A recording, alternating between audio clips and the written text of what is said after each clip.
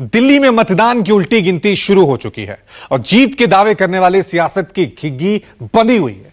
लेकिन वोटिंग से पहले भी आरोप प्रत्यारोप का दौर जारी है। बीजेपी और दिल्ली पुलिस के साथ ही चुनाव आयोग भी आम आदमी पार्टी के निशाने पर है।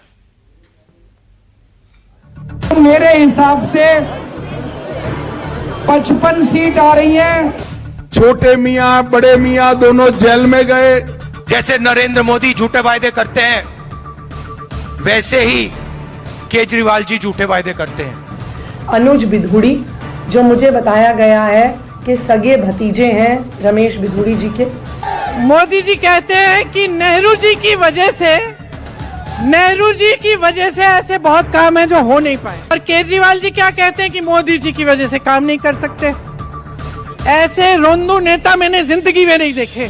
दिल्ली के मुख्यमंत्री और कालकाजी से आपके उम्मीदवार आतिशी ने बीजेपी उम्मीदवार रमेश बिधूड़ी के रिश्तेदारों की तस्वीरें दिखाई। उन पर झुग्गी वासियों को धमकाने और गुंडागर्दी का आरोप लगाया, तो लगे हाथ पुलिस पर आरोपियों को भगाने का इल्जाम भी जड़ दिया। लेकिन इसी बीच दिल्ली हाईकोर्ट ने मुख्यमंत्री आतिशी को मानहानि मामले में नोटिस जारी कर दिया। हालांकि आतिशी रुकी नहीं और उल्टा चोर कोतवाल को डांटे वाली कहावत सुनाते हुए आतिशी ने चुनाव आयोग को बीजेपी का एजेंट और पर्यायवाची तक बता दिया। कल शाम को हमें खबर मिली कि रमेश बिधूड़ी जी की टीम से कुछ लोग हमारे एक झुग्गी क्लस्टर के लोगों को रात को धमका रहे थे, उल्टा चोर कोतवाल को डांटे। मैंने इलेक्शन कमीशन को बुलाया, पुलिस को बुलाया, और इलेक्शन कमीशन ने इस पूरे प्रकरण में रमेश बिधूड़ी जी की टीम पे कोई एक्शन नहीं लिया। आतिशी जी को कानून का, संविधान का सम्मान करना चाहिए। वो संवैधानिक पद पर बैठे हुए मुख्यमंत्री हैं और ये छिछोरी हरकतें, झूठी अफवाह फैलाना, बातें बढ़ाना, रमेश बिधूड़ी का परिवार यहाँ पर घूम रहे। दुनिया में कौन ऐसा पॉलिटिकल लीडर है कि जब कहीं चुनाव लड़ता है तो उसकी फैमिली मदद नहीं करती है। सत्यमेव जयते ये आज स्थापित हुआ। हमारे केस में जब हमने डिफामेशन केस दायर किया, मैंने मुख्यमंत्री और उस वक्त की मंत्री आतिशी पे केस किया था। मेट्रोपॉलिटन मजिस्ट्रेट ने पूरा ध्यान देने के बाद हमसे ये कहा कि मुख्यमंत्री पे केस नहीं बनता, आतिशी पे केस बनता है। हमने उसे लीगली एक्सेप्ट किया। और ये पहली बार भाजपा अपमानित नहीं कर रही है। रमेश बिधूड़ी लगातार, जो कालकाजी विधानसभा से बीजेपी के उम्मीदवार है, लगातार उनकी भाषा महिलाओं को अपमानित करने वाली रही। हम एक क्रेडिबल पार्टी के कार्यकर्ता हैं, हमारे मोदी नेता हैं, उनके ऊपर सबको विश्वास है।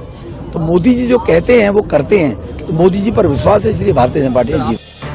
आम आदमी पार्टी जब रमेश बिधूड़ी के रिश्तेदारों पर कार्रवाई को लेकर बीजेपी, दिल्ली पुलिस और चुनाव आयोग को निशाना बना रही थी, तभी महिला कांग्रेस अध्यक्ष कालकाजी विधानसभा सीट से कांग्रेस के उम्मीदवार अलका लांबा ने पूर्व मुख्यमंत्री मदन लाल खुराना के बेटे और बीजेपी उम्मीदवार हरीश खुराना के वायरल वीडियो का हवाला दिया और उनका प्रचार करने वाले पीएम मोदी, अमित शाह और जेपी नड्डा से हिसाब मांग लिया। जंगपुरा विधानसभा के बीजेपी के गुंडों ने खुलेआम धमकी दी है हमारी कार्यकर्ताओं को, महिला कार्यकर्ताओं को जो सर्विस में काम करती हैं, जो खुल के बोलती हैं कि हम पढ़े हैं, हमारे बच्चे पढ़े हैं वहाँ पे, कि ज्यादा मत बोलो वरना तेजाब से मुंह ऐसा कर देंगे कि किसी को मुंह दिखाने लायक नहीं कहूँगा। ये आतिशी की निराशा है और हताशा है, और वो चुनाव पूरी तरह वहाँ हार रही हैं।